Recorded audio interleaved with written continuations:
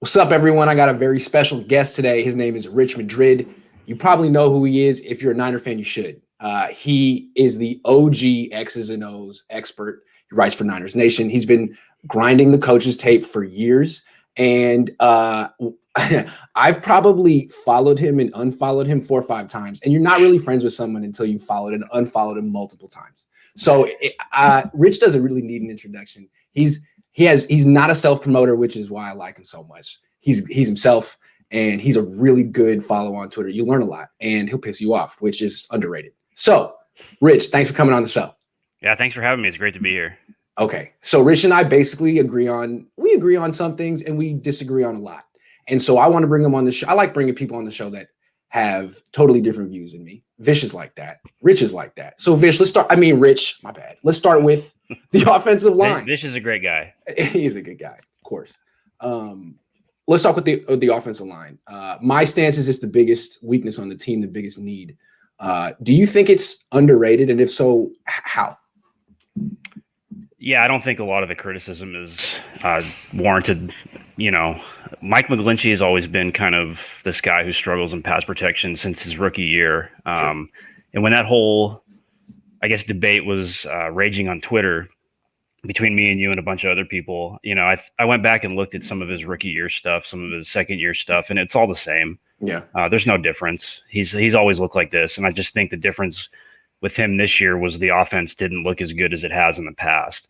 There was a little more focus on the offensive line because of the injury to Jimmy and, you know, who was playing quarterback at the time. But as far as, you know, where I think the holes are, I think they need an upgrade at center and at right guard probably. When you look at those two positions, they gave up over 100 pressures, I think. Wow. So I don't think they're as bad as they look sometimes, but I do think they can stand to have an upgrade. But, you know, a lot of it is quarterback driven too. You can look back, the games I can think of most clearly are probably the Washington game where, you know, you've got a quarterback in shotgun like Mullins who doesn't get the correct depth. So anything the offensive line does, it's going to look worse because he either steps into pressure, runs into it, or, you know, can't escape it when he needs to. So no, I don't think they're as bad as they look. But, you know, that doesn't mean that they don't need an upgrade somewhere. So basically it's a average plus line that's made to look worse than it is because of other factors, in your opinion? Yeah, I think so. I think they drafted some guys to mainly, you know, anchor the running game. And so when you have offensive linemen who have one strength and not the other, it's typically what happens. Right. You know, Shanahan values what they do with play action in the running game more than, you know, just straight drop back passing. Right. And I would think it seems like the Seahawks are the same way. They've been kind of trying to get a dollar store offensive line and prioritizing run blocking over pass protection. And I guess you could say the Niners have done a better job building an offensive line because Seattle's has got awful. Yeah, it's awful. But I think when you watch some of what Wilson does, and I went back and watched their playoff game against the Rams, he left a lot of throws on the field. So, yeah.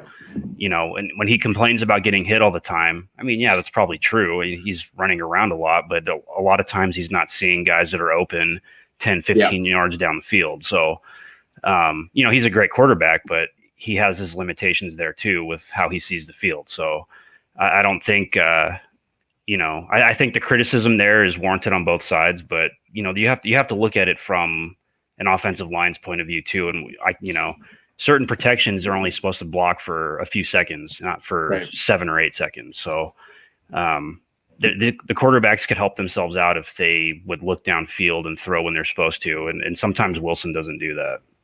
So you're, in a macro sense, your view is that a lot of times quarterbacks are culpable for the hits they take and don't take the same type of criticism that Mcglinchey does because Mcglinchey's, I mean, getting knocked over or whatever.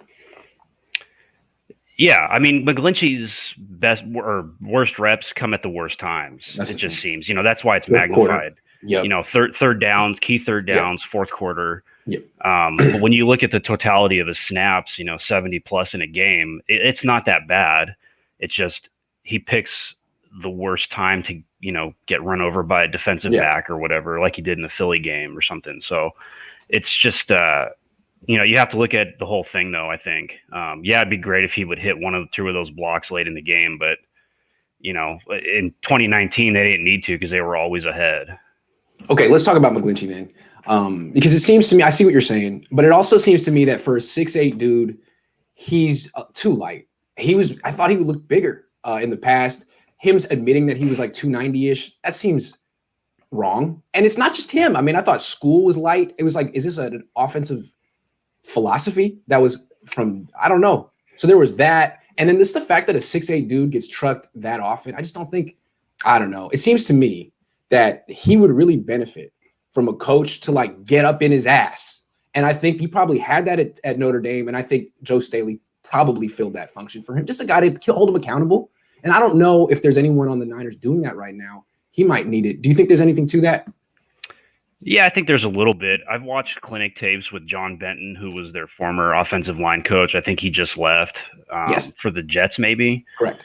And he's, he's a very knowledgeable guy. He knows what he's coaching. He knows what he's teaching. But I don't I don't feel like I'm being, motivated by him. A good leader is going to motivate someone to do better. And, right. John Benton is like another one of these Shanahan guys that is very smart, but not necessarily, inspires confidence or whatever. And I don't get that feeling from him. With Mcglinchey and the rest of the line, it's basically, they're smaller athletic guys. Mcglinchey's not as big as he says he is or probably ever was, but they're guys that can get out in space and run blocking for wide zone principles. And pass blocking is not really their thing. So I do think Shanahan values more athleticism than anything in every position. So you're going to get offensive linemen who probably are a little bit smaller, but they're damn good run blockers in space. And no doubt. They just need to give you 3 seconds in pass protection on a straight drop back. And I don't think he's ever going to look for anything more unless you can find someone like Trent Williams or Penei Sewell or something like that. Mike Mcglinchey, seems to me that, I don't know. He's just so light. I don't know. Is there anything that do you think Chris Forrester can do a better job holding him accountable, or is it, here's my impression of Mike Mcglinchey. When he eventually retires, 2 weeks later he'll be 230 pounds. That's my feeling. So he needs someone to hold him accountable on like his weight, that kind of stuff. And I don't think that was Benton. I don't think that's Trent Williams. I do think it was Joe Staley. And who is it? Is it Forrester? I don't know. That's a tough one. I don't know much about Forrester other than, everybody knows the thing that we know, but so we'll see when the season plays out. And that's really the only thing that's really when we're going to find out. I don't know anything about Forrester outside of that. I was kind of surprised they, signed him to be the offensive line coach. I don't know how I feel about that, but he was making a lot of money as a position coach before he ruined his life. So I guess he was, highly regarded.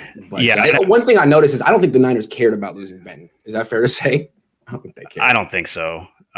There's been a lot of coaches in and out of the system that know how to coach it. If you could get Alex Gibbs back, that would be ideal, but they're not going to pull him out of retirement. I guess not. I don't know. All right, let's move on to the left tackle. Fabulous individual player.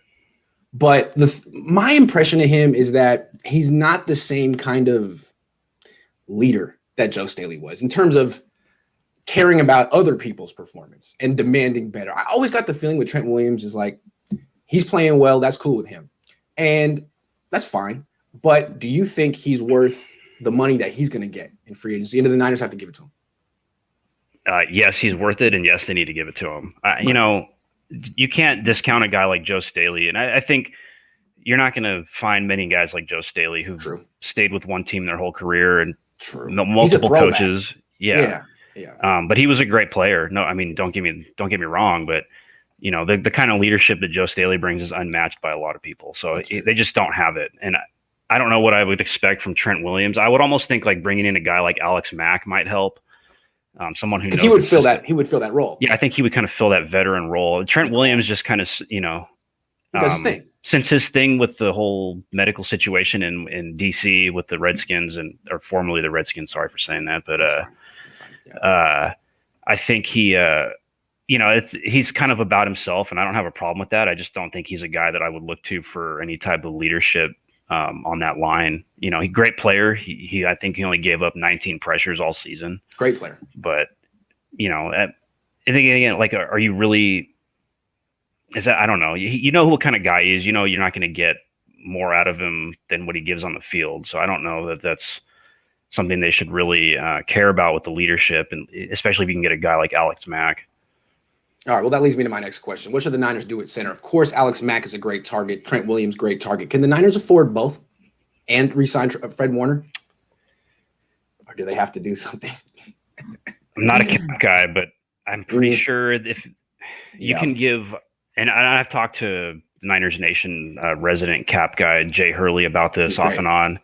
He thinks if they were to get, you know, somewhere in the ballpark of 4 to 5 year contracts, you could re-sign Williams and others, and you'd probably have, with the cap going up again next year, enough to keep Warner around. So I don't know what Alex Mack is going to command in free agency. I mean, he is, you know, 35, 36 maybe. So the age is a factor, but you know, you get him on a 1 or 2 year deal. It's not the worst thing in the world. And you could probably still keep Williams. For Niner fans who don't watch other teams, which I think that's a significant portion of Niner fans, and aren't that familiar with Alex Mack, could you give a little scouting report of what he would bring? The easiest thing I can say is go rewatch any 2016 Falcons offense. Yeah. He is the anchor of that offense, basically. He doesn't get enough credit. He does it all. He's very smart. He's played in the Shanahan system, so he knows, you know, the protection schemes, what the fronts are for certain calls, things like that. You just don't find a better center than that. And what did the loss of Richburg and Garland do to this offense this year? Yeah, I don't think that can be understated either. You know, if Richburg's injury guarantee wasn't what it was, I'd be all for keeping him. And we don't even know if he's ever going to be able to play again. You know, he missed last season because of that injury he suffered in 2019. Yeah, the patella.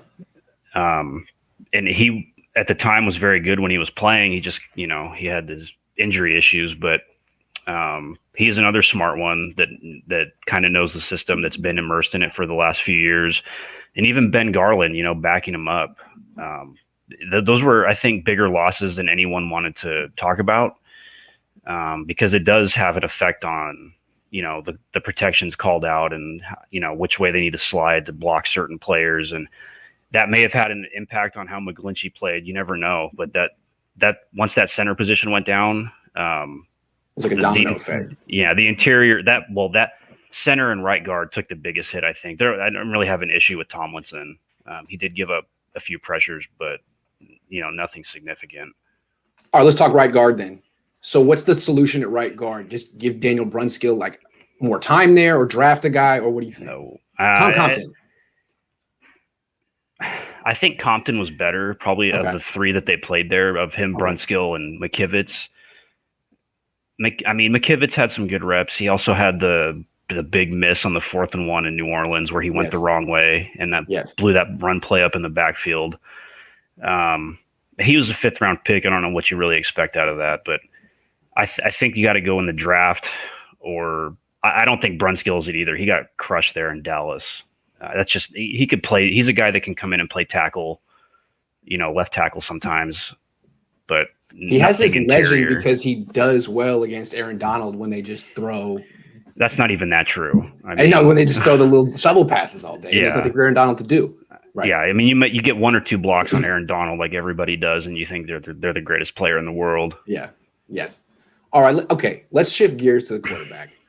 This is something I think we basically fundamentally agree on, but I don't know what your plan is. So what should the Niners do about Jimmy Garoppolo? Man, this is something we've all been talking about for months. I know. Right? I think they need to move on. I've said that for a long time. I wasn't. I jumped off the train in the beginning of 2018. Yes. I didn't like the contract. I didn't like, you know, how they handled the position from day one in 2017. Basically, I thought they should have kept Kaepernick probably, or, you know, Watson was available, Mahomes was available. Somebody was available, and they didn't need to go the route they did. You know, the trade in 2017 was intriguing.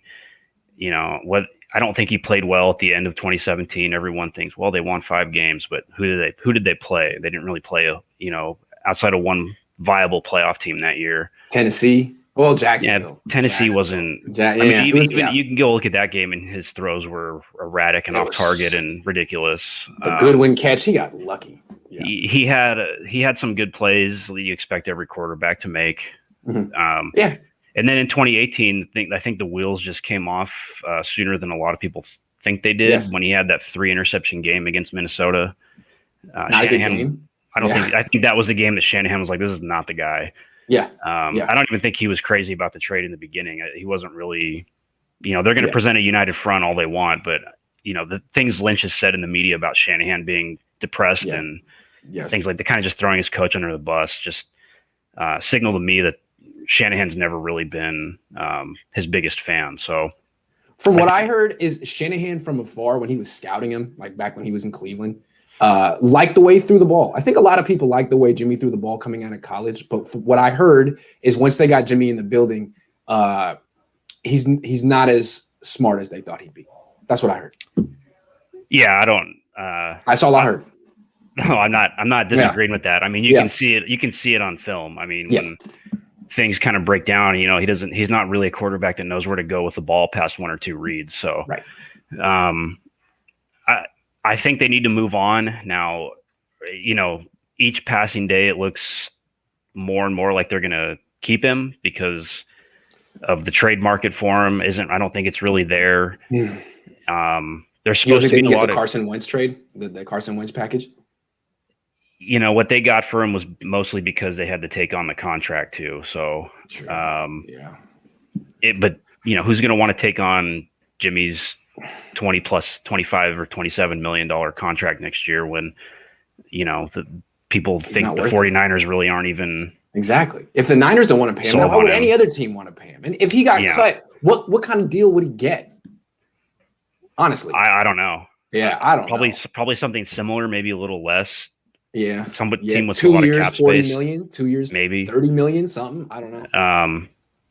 But they've never really signaled that they're firmly in this guy's corner and backing their quarterback. It's always they're fine with him. Yeah, they've settled on him, right? They always say things like, of course, we expect him to start next year, but we're always looking for upgrades at every position. I mean, you just don't hear that about other starting. They don't, but the Browns don't even say that about Baker Mayfield, and he's, to me, Jimmy Garoppolo with a little more athleticism.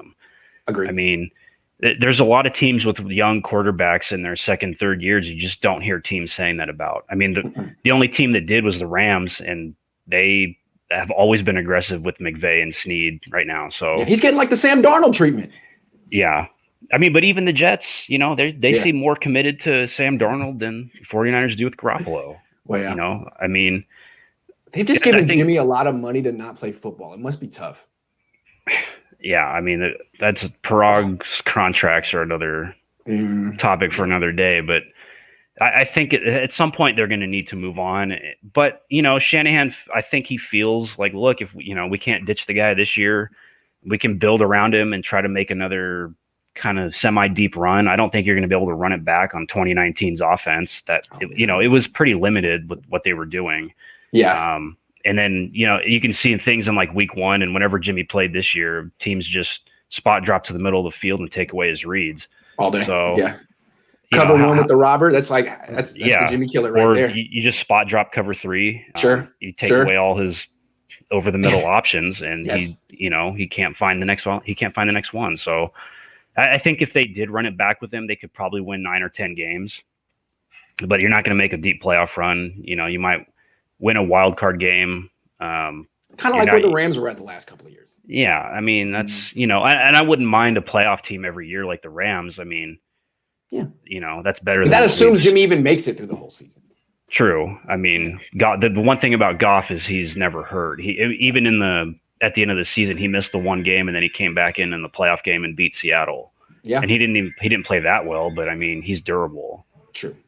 True. I don't like to hold a guy's injuries against him, but the NFL will. The 49. Well, yeah. I don't even know if the 49ers will. They seem hesitant to move on from guys. They really hurt. But 31 other teams wouldn't think twice about moving on because of that. So it is an issue, and they need to address it now. Whether that's keeping Jimmy and drafting a guy, or just taking a chance and going all in on a Watson trade, something. Trading up in the draft. You got to do something. They've got to. There's no other way around it. They have to address it. I agree. So let's talk about some of these draft eligible quarterbacks. Which ones do you like? I imagine you would have Lawrence number one. Whatever. How would you rank him? How would you rank him? I would keep him number one for now. I haven't watched a ton of his stuff this year. It's hard to juggle a lot of film watching with work and everything else going on. But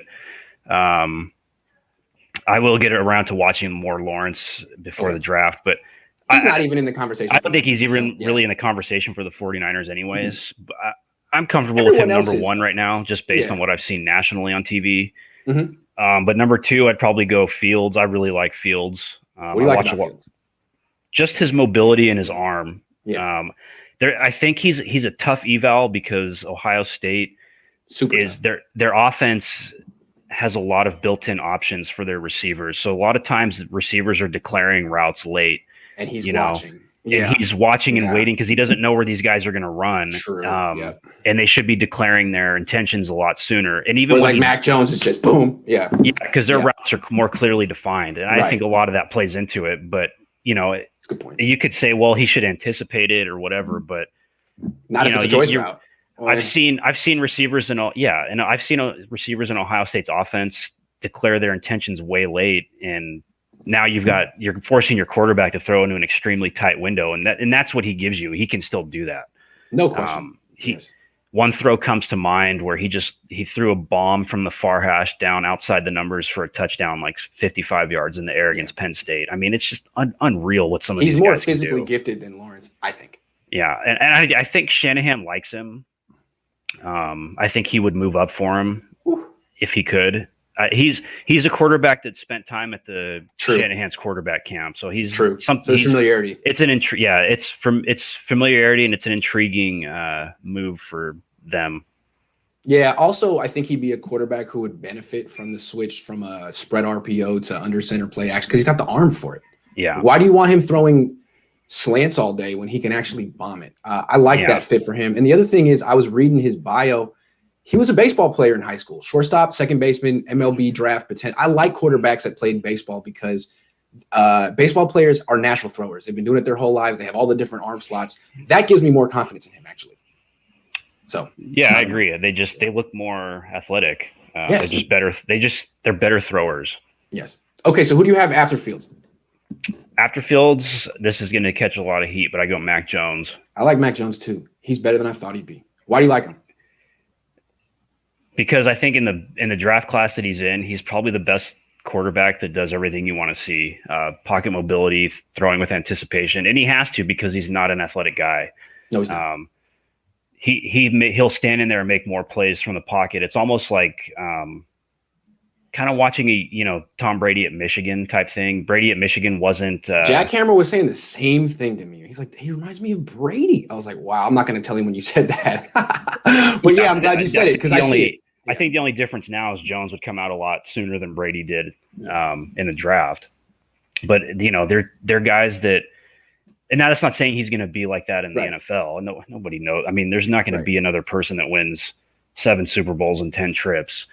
I don't even think Mahomes will do that now, just based on the last game. But he is a guy that does everything probably a lot better than most quarterbacks in the draft, just because of the type of quarterback he is. He doesn't have the strongest arm, but he's an anticipation thrower better than a lot of quarterbacks coming out than I've ever seen. So better player than Tua, you think? I didn't watch a lot of Tua at Alabama. I think the situation he was in Miami it's not a good one. They kept starting him and benching him for Fitzpatrick. That's just weird. Maybe probably up there with Tua though. I mean that team has going to have their last 3 quarterbacks in the NFL as starters. So If the Niners took him at 12, would you be mad? No, I would not. Would you like him to take him 12? I think you could probably get him later. I mean, it wouldn't be if it depends on who's left on the board. I wouldn't hate it. I wouldn't crush him for it. I think it would be a good move, but it wouldn't be like my first choice depending on who's left. You know, I just have a feeling if the Niners don't take him at 12, the Patriots will take him at 14. Yeah, but maybe the Patriots don't feel like taking a quarterback round 1. I don't know. Just to feel like the Saban-Belichick connection.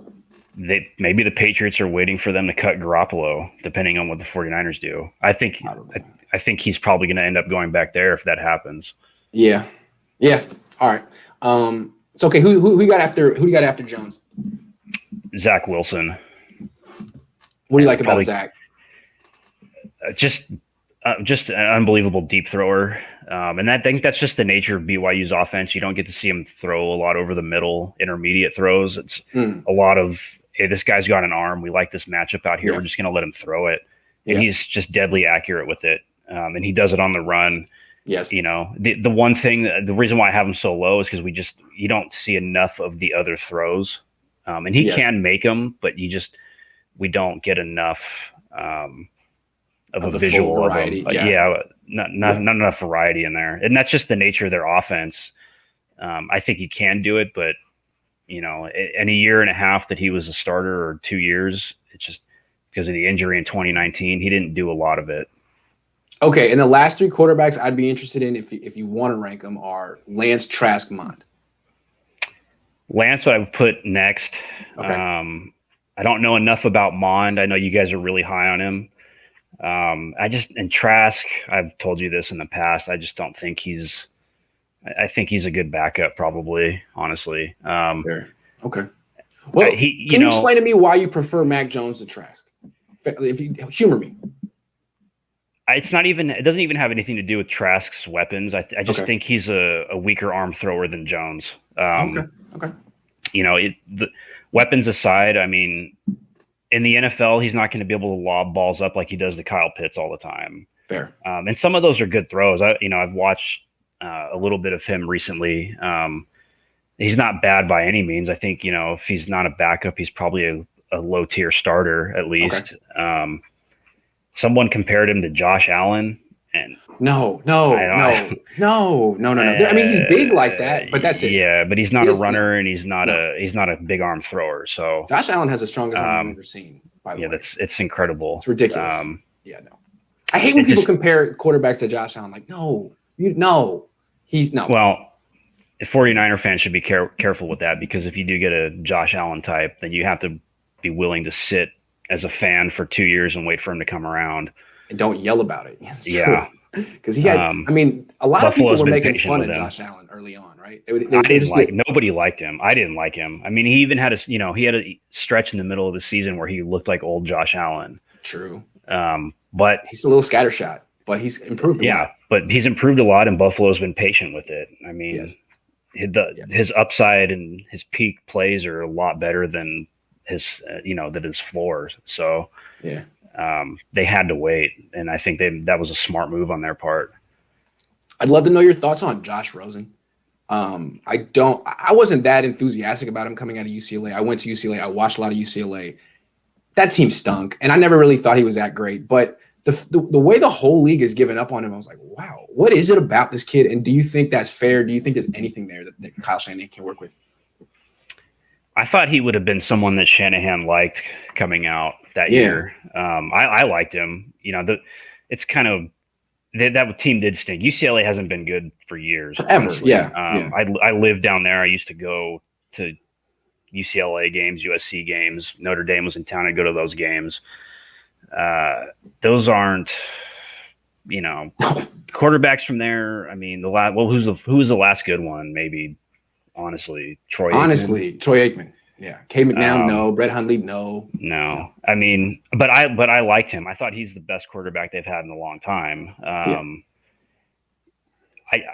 don't know what it is. I just think because he bounced around after that first year in Arizona. I mean, if you watch his first game against Seattle, he was making every throw you want to see a guy make. Yep. And his receiver, Larry Fitzgerald had, half of his career drops in that game, I think. So it was just absurd the amount of or where he was putting the ball in certain spots in that game. And I think he's a very good thrower. He was even doing some of that in Miami when he got into games there in 2019. I think because he's a guy who's bounced around and teams have taken him that ended up moving on to a different quarterback because they could, and he was a casualty. So there's a stigma around him. Yeah, he's never going to be a guy that I think sticks long term like he probably could have. Just because so once 3 teams give up on you, the rest of the league's like, oh, something's wrong with you. I don't know what it is, but something's wrong with you. I haven't heard anything, but three organizations took a real good look and they were like, no thanks. He was very professional about everything, surrounding his circumstances, leaving Arizona and Miami and all that.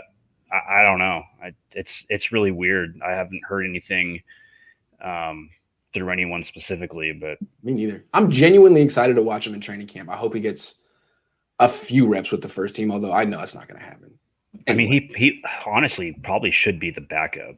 I think have no problem with that. I think he's a guy. I agree. Yeah, I think he's a guy that could actually end up being a decent starter at some point.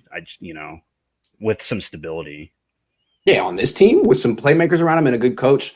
Honestly, if Jimmy Garoppolo is the starter and Rosen was the backup, and Jimmy Garoppolo happens to miss a few games during the season, I don't know why he would, but if he does, and Rosen came in and played well for a game or two, totally flipped the narrative around him. It'd be interesting. Yeah. I mean, I've watched a lot of Jimmy. Physically, Josh can do all that stuff. I don't know where his head's at and how dedicated he is to the game, but I don't know where Jimmy's head's at either. So I'd like to see a competition. Come on, Kyle. All right. Which quarterback do you think the Niners should target and why? Draft, trade, free agency. Do you want to go all in for Deshaun Watson? Is that your number one move? That would be my number one move. Okay. I think whatever it takes to get Deshaun Watson, they need to make it happen. If okay, whatever it takes, as in 4 first-round picks or Bosa and 2 1s. How would you do it? Give them whatever they want. Whatever. Whatever. I mean, no, no position on the 49ers, no player right now is more important than a franchise quarterback like Deshaun Watson. And if it takes Bosa or Kittle or Warner, I will personally fly down to Santa Clara and have them pack their bags. That's how important that position is. It's you can't. Oh, you got a great pass rusher. Cool. Now what? You don't have a quarterback that can do anything for the team on the other side of the ball. Right. They're all great players, but they're all going to languish if they don't get a quarterback. Agree. So, agree. Give up one of them if you have to. I mean, there's not that I would want to, but because you don't want to see these elite players like Kittle and Bosa leave, but it takes elite. That's what it takes. An elite pass rusher is not more important than an elite quarterback. So not even close. Not even close. Not even in the same hemisphere. Yeah, as great as Nick Bosa and Trent Williams are, and they're 2 of the best players in the league, they just don't move the needle like a franchise quarterback does. That's football. That's the way it is. Yeah. So let me ask you, what if the Texans just dig their feet in and do Texan stuff and don't trade him for whatever reason? Would you go for Fields? What would you do? Or just take Jones? Right now, if I were them, I'd be making preparations to try to trade up for Fields or Wilson. Unless you're content, sitting there and taking Jones or Lance if they fall to you. I think my preference would be Fields, Lance, and then Jones in that order. Just because I think Lance, he has a lot of, I don't know about knowledge of that offense, but he does a lot of similar things in North Dakota's offense that he's ready to execute in Shanahan's offense. And that, he could sit for half a season or a year behind Jimmy if that's the case. I wouldn't be opposed to that. But I think you got to do something bold at this point. And whether that's trying to get Watson or moving up to 3 to take Fields, that's really appealing to me. That's probably the route I would go. But like I said at the beginning of the show, they've got to address it somehow. Whether that's keeping Jimmy and drafting a guy a little bit later, or just saying screw it and trading up and getting it. Yeah, it's interesting what you say. Go bold. I'm the same. I'm right there with you. And actually, I think the Niners should start Rosen next year or a rookie. And the reason I say that is because I don't think this team is going to make the playoffs next year. I think they need to reload and play for 2022. Do you agree, or do you think they can make the playoffs next year with Jimmy?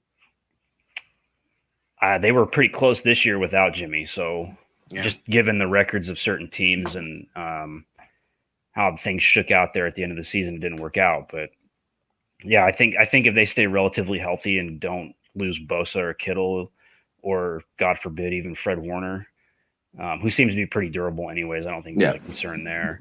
Then, yeah, I do think they probably can get that 7th or 6th or 7th spot. You know, the 7th seed now really helps. It does. Some random weird team get in. Do you think they're not the worst team in the NFC West? The division is so tough. I mean, the schedule's easy though. I think with the Cardinals, they're probably right there as not very good, but it's all relative. You know, you can put either of those teams in another division, and they're probably one of the best teams. Agree. That's the Niners' problem is the Rams just got better, although they did beat the Rams twice last year. And I feel like the Cardinals, I'm assuming they're going to get better just because they have the quarterback on the rookie deal and they can make moves. I don't know. And the Seahawks are the Seahawks. I don't know. Yeah, I don't think the Seahawks are very good without Wilson. No. The Seahawks are Wilson, DK Metcalf, Tyler Lockett, and Bobby Wagner, Jamal Adams. Like 6 players. Yeah, they're like 6 players. All right, so it's a little early to really project whether or not he's going to make the playoffs next season, but I think we're both expecting like 9 wins, and we'll see if it makes it. We'll see if if it's enough, right? Yeah, I think it's about reasonable is 8, 9 wins. Yeah. All right. I mean, 8 wins is probably good enough to get in. So it might be. We'll see. Maybe the NFC West will send 4 teams to the playoffs. It could happen. I guess it could. Yeah. Has your opinion of Kyle Shanahan gone up, down, or stayed the same during the past 12 months? Real quick for the viewers at home, Rich Madrid is a big, not fan, but he respects Kyle Shanahan. We all do. But I think Rich has a special appreciation for Kyle and his play designs. You have his playbook. I mean, you really know what he's doing. I'm curious, has your opinion of him changed at all in the last 12 months? And if so, why or not? Yeah, I'll preface this by saying I'm a big fan of that tree in general. Kubiak, Mike Shanahan, it goes all the way back to Bill Walsh. It's just what they've been able to do and evolve that offense is just, I think, the most interesting thing to me in football. And I think a lot of people outside of the 49ers in the national media and other websites would probably agree that no doubt Shanahan as a schemer, as a play caller, as a coach is very good. Is cutting edge up there, no doubt. Argument for top 5. Yes. Because there's a lot of other good coaches, but I think his biggest flaw right now is this quarterback situation. Yeah. And we know he can get whatever he wants out of a quarterback. I mean, he's done it for 4 years with this team now, but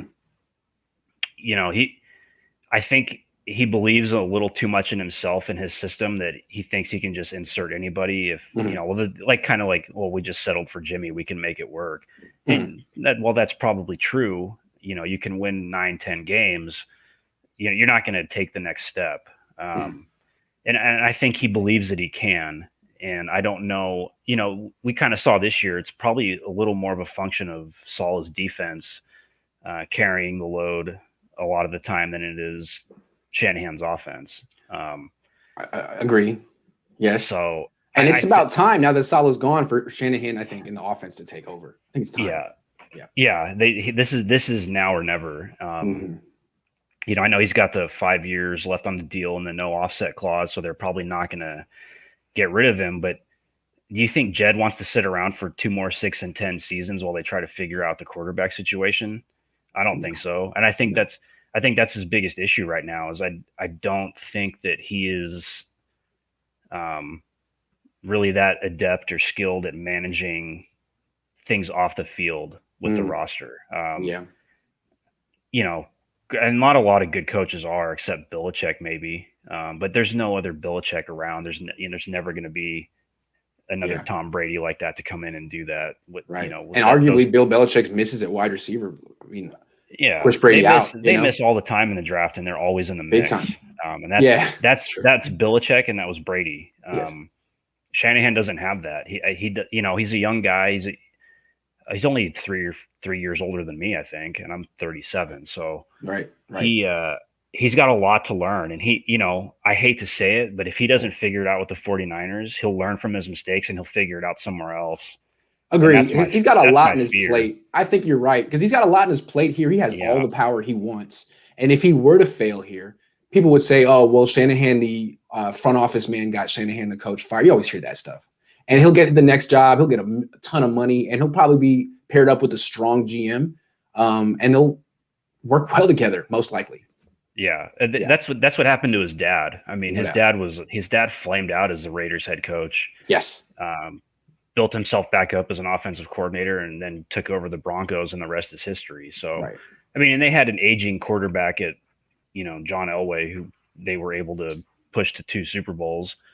That had a lot to do with it. But, even Belichick, he's a guy that figured it out on his second big head coaching gig.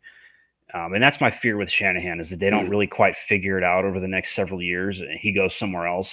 And in a decade is the best coach that we're talking about ever. So, could be. It seems to me that most of these coaches except for Bill Walsh, figured out on the second job. Yeah. I think it was Josh Dubow who posted a tweet or stat that most of the past Super Bowl winning coaches have been on their second job. Andy Reid. Yeah, Andy Reid. Andy Reid went to 4 straight NFC championships and a Super Bowl and didn't figure it out there. Right. Right. Yes. So that'd be great if we could do that, but but ultimately, you feel this is a make or break year for Shanahan in the sense that you got to get the quarterback. I mean, he's got to get the quarterback. That's what I mean. That's what I meant. He's not on the hot seat now. If they make the playoffs with Jimmy next year, he won't be on the hot seat after that either. So I think Jed York is going to let this play out at least the next 2 or 3 seasons till they figure it out. And then, they'll let him play out the contract. They don't figure it out, and that's it. Right. But from your perspective, you expect him to have a solution this year, like do something now at quarterback. Yeah. Either do something. Just make a decision and stick with it. If that's Garoppolo, great. Then go out and win 10 games. If it's Garoppolo, restructure his deal. They got to do something. Agreed. Do something. Because they're riding the fence with him. And that's a whole other topic too. But they're just not committed to him, and you commit to him and leave it alone, or just cut ties and move on. But they have to do it this year. Okay, so my final question for you. Yeah. If you know Rich Madrid on Twitter, he suffers no fools. If something bothers him, he'll let you know, and it's great. It's the best part of my day. So my question to you right now is, of all the narratives surrounding the Niners right now, is there one off the top of your head that just bothers you the most, that grinds your gears? How does one pick? I think it's the narrative that people think that the team is more committed to Garoppolo than I think they are. Yes. Because they always say, well, he's our guy. We didn't look for a trade in Stafford, and we expect him to be around. But you have to, like I said, you have to look at the comments they make about the quarterbacks in totality. And from, I didn't really pay much attention to it in the last 2 years before this one, but you get things like in a Monday night game with Brian Griese dropping tidbits like, oh, Nick Mullins is the smartest quarterback in the room. Exactly. Where do you think they get that? Exactly. It's called the production meeting. Yeah, the production meeting with the head coach. Shanahan said that, yes. Then you get things like after the Seattle game, the first one up here where Shanahan says, why did Jimmy leave the game? Well, I don't know. You have to ask him.